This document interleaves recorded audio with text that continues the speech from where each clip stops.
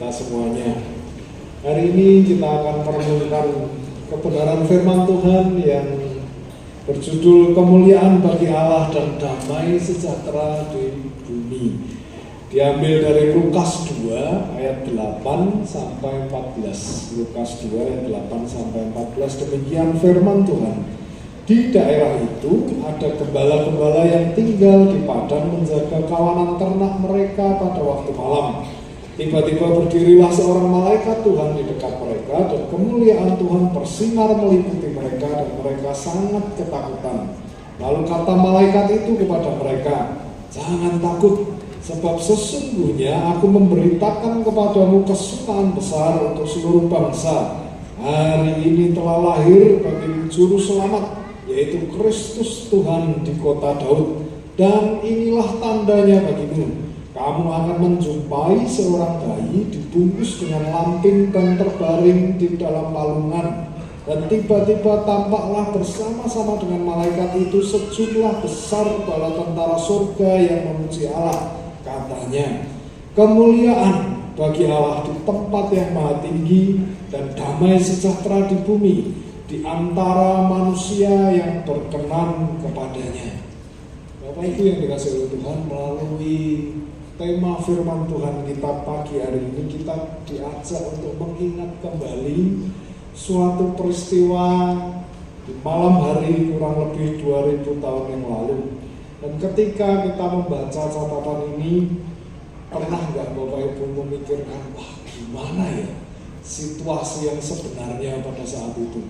Saya sangat kesulitan membayangkan skala peristiwa ini yang begitu besar, yang belum pernah terjadi sebelumnya. Ya tentu kita sudah pernah menyaksikan drama Natal. Biasanya kalau drama Natal itu ada Yesus dan terbaring di dalam palungan, ada Maria, ada yang jadi Yusuf, lalu ada yang jadi gembala-gembala, jadi orang Majus, bahkan domba-dombanya saja diperankan oleh manusia, begitu ya. Ada anak-anak pakai kostum domba lucu, dan peristiwa tersebut sangat sulit kita bayangkan. Walaupun sekarang pun ada filmnya, ditayangkan dengan film. Dan mengapa ini susah dibayangkan? Karena hal seperti ini belum pernah terjadi sebelumnya. Dan saat peristiwa ini terjadi di akhir dari masa Allah sama sekali tidak melakukan penampakan dirinya atau berbicara melalui nabi-nabinya. Jadi dari perjanjian lama ke perjanjian baru ada jeda waktu di mana Allah sama sekali tidak, seolah-olah tidak berbuat apa-apa. Tidak ada nabi-nabi yang dikirim untuk berbicara kepada bangsa Israel saat itu, nothing, tidak ada apa-apa. Dan tiba-tiba terjadi peristiwa ini, dan tentu tidak seorang pun dari para gembala itu yang pernah mengalami peristiwa semacam ini. Ya terjadi mujizat-mujizat besar itu terakhir itu ada di perjanjian lama, dan kemungkinan para gembala ini tentu belum lahir di peristiwa itu. Mereka hanya mendengar, bahkan mungkin di orang seangkatan mereka belum pernah ada yang menceritakan hal seperti ini, karena belum mengalami. Ya, malaikat Tuhan tiba-tiba turun berbicara secara langsung kepada manusia, belum pernah terjadi sebelumnya. Dan peristiwa ini adalah peristiwa yang sangat bersejarah sekaligus unik. Ya, tidak ada lagi dalam sejarah Alkitab ada bala tentara malaikat menampakkan diri sedemikian banyaknya, sedemikian megahnya kepada manusia. Nah, bagi para gembala yang menyaksikan peristiwa ini, maka peristiwa ini akan menjadi peristiwa yang tidak terlupakan seumur hidup mereka. Belum pernah terjadi dan tidak terjadi lagi. Dan ketika para gembala itu melihat malaikat berdiri di dekat mereka, mereka ketakutan. Malaikat-malaikat ini membawa kemuliaan Tuhan yang begitu besar meliputi mereka, sehingga mereka menjadi terkejut dan merasa gentar.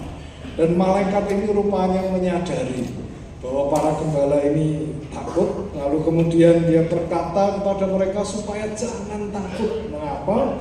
Karena para malaikat ini sebenarnya sedang membawa kabar yang sukacita. Mereka tidak bermaksud untuk mengintimidasi, mereka tidak bermaksud untuk mencelakakan, tetapi mereka menyampaikan sebuah pesan yang sangat sederhana, tidak berbelit-belit, tidak pakai kata-kata kiasan, dan pesannya hanya satu. Hari ini seorang juru selamat telah lahir dan pergilah untuk menjumpai dia. Ya, Bapak Ibu yang dikasih oleh Tuhan, peristiwa kelahiran Yesus merupakan peristiwa yang sangat luar biasa.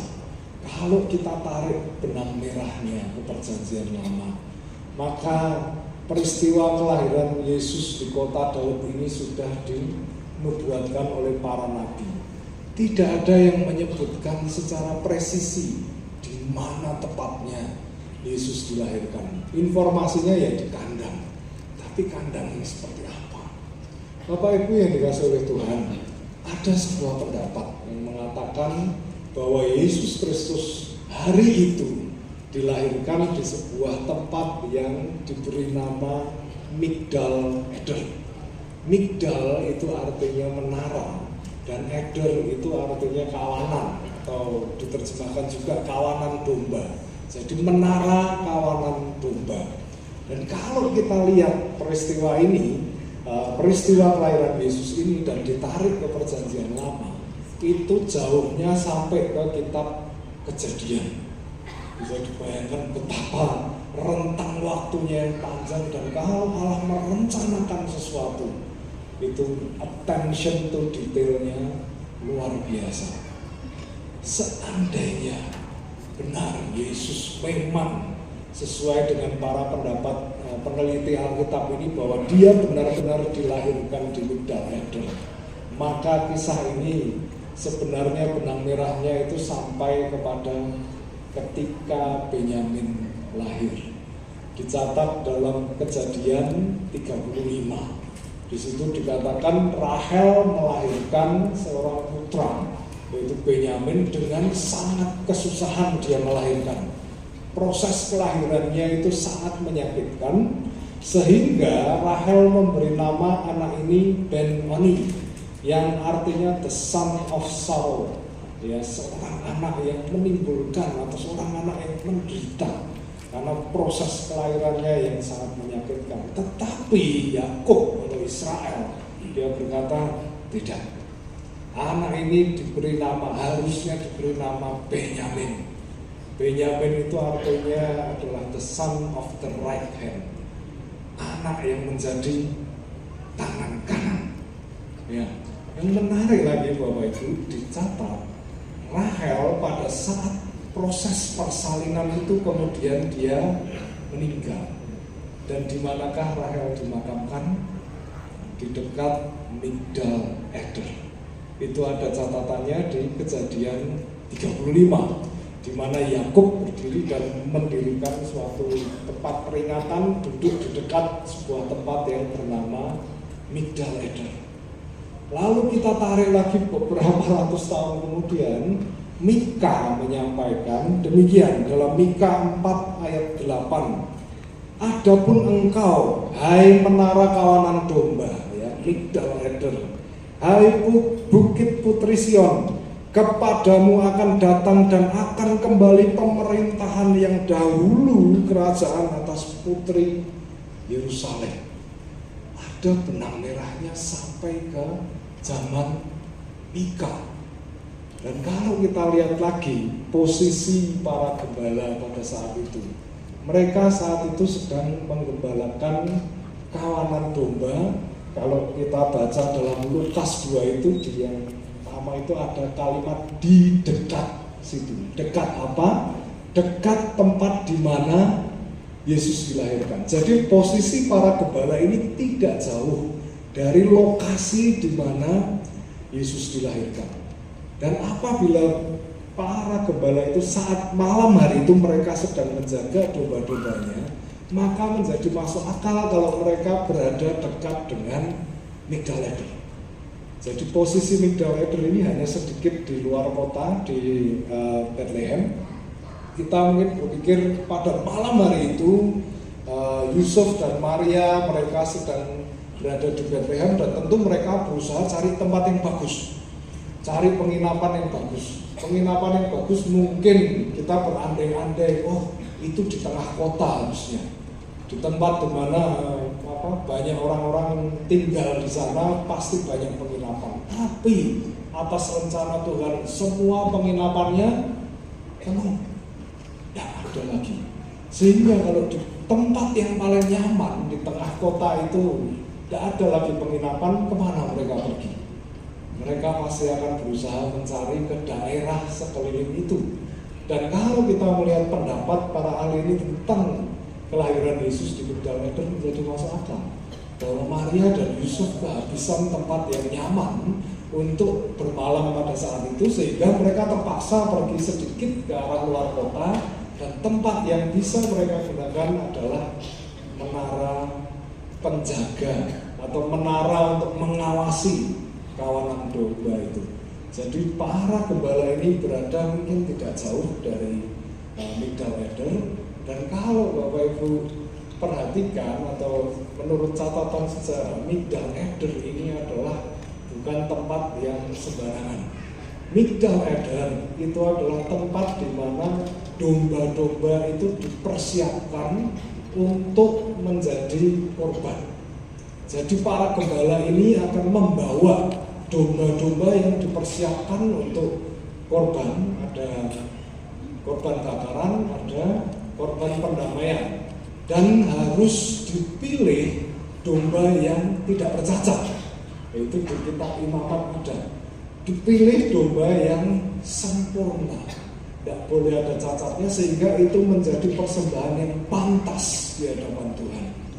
Ya, dibawa ke Migdal Eder, lalu para imam-imam ini akan datang ke sana untuk menginspeksi domba tersebut, dinilai apakah domba ini layak atau tidak. Nah, biasanya domba yang sedang dinilai apakah dia pantas untuk dipersembahkan atau tidak, diletakkan di atas sebuah batu yang tengahnya itu ada cegokannya itu, bahasa Indonesianya susah itu, tengahnya melengkung gitu, ditempatkan di situ untuk dipersiapkan menjadi domba persembahan. Nah, kalau semuanya ini kita lihat secara garis besarnya, maka Tuhan itu mendesain dengan sangat luar biasa. Yesus adalah domba yang dipersembahkan untuk menebus dosa manusia. Dan di mana dia lahir? Tepat di mana kita bisa membayangkan, yaitu tempat seekor domba dipersiapkan untuk menjadi sebuah korban dalam palungan. Bapak Ibu yang dikasihi oleh Tuhan, singkat cerita, para gembala ini setelah berjumpa dengan malaikat, mereka bergegas berangkat menjumpai Yesus di palungan dan menjadi salah satu saksi dimulainya sebuah karya terbesar dalam kehidupan manusia, yaitu karya keselamatan. Mereka adalah manusia pertama yang menyaksikan bahwa Allah benar-benar beserta dengan umatnya.